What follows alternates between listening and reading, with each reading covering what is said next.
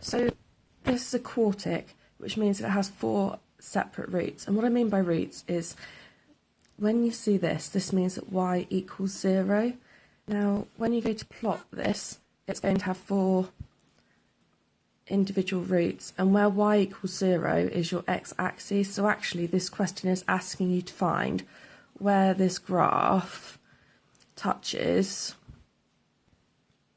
the x-axis. So those are its x-intercepts. What you need to do is individually factorise each of these brackets and then keep them set to 0, because we're going to have to see the end, but it's quite simple that. Okay, so we've got x squared minus 3x plus 2. Now, what I'm going to do is do it in a box, because I think it's quite nice done visually. I know that if I'm going to make x squared, I'm going to need an x this side and an x this side. And then I've got to make plus 2. So what I'm looking for is a number that will go here, that will times with this number to make plus 2. So the only way I can make 2, because it's the first even prime, is 1 times 2. So I know that one bracket has to be 2.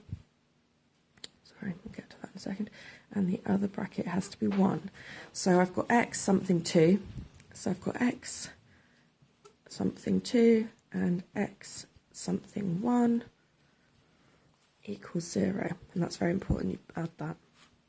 Okay, I'm looking for 2 numbers that add together, because when I do 2 times x, I'd get 2x in this bracket. And when I do 1 times x, I get x in this bracket. And they can be simplified, this diagonal.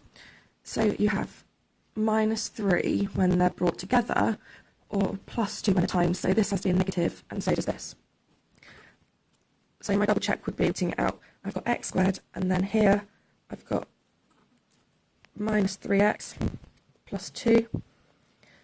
And yeah, that's what I started off with. So I know that I have to have 2 brackets in this. So this I'm going to rewrite as x minus 1, x minus 2.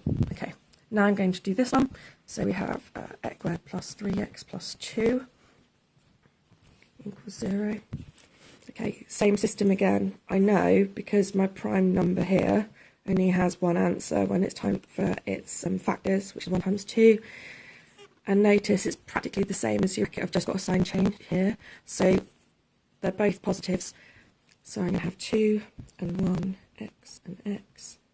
So x squared and plus 2. So the only way I can get a positive and positive is if both answers are positive. So that would be x and that would be 2 frozen. There we go. Okay. So that's 3x. So yeah, I get x squared plus 3x plus 2 equals 0. So this breaks down then to x plus 2, which is here, and x plus 1, which is here. And they equal 0. So now with this as x plus 1 and x plus 2. Okay, so far you've done most of the questions, just one little thing left to do. So let's write out this as all of its brackets. I'm just going to rearrange them, just because I'm lazy. I probably should have, if I'm doing it accurately, I should have written these 2 brackets first, but they've died. Okay, so when things are times together to make 0, one of them must equal 0. So if this was worth 10, this is worth 20, this is worth 2. If this one's worth 0, then everything will become 0. So what we've got to individually do is make each of these brackets worth 0. So the first one would be x plus 1 equals 0. So to make this bracket 0, this x has to be negative 1. So that's our first answer.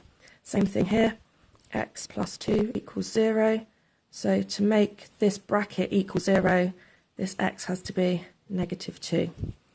Okay, here, if you notice, the answer that you get out is always opposite of the value of the constant in the bracket. So here, this same system is going to be x equals 1, and this is going to be x equals 2. So all in all, I have, if I was to sketch it, I would have roots at negative 1, negative 2, 1 and 2. So my quartic is going to look very, very flat, like this. And that would be your answer. Those are all your roots that you're looking for. Job done.